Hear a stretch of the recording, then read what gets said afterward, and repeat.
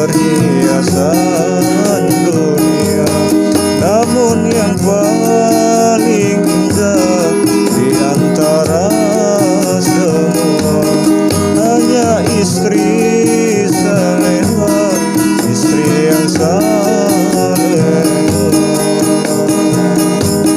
Setiap keindahan yang tampak oleh mata, itulah perhiasan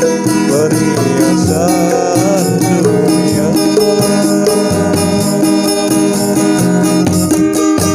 Hanya istri yang beriman bisa dijadikan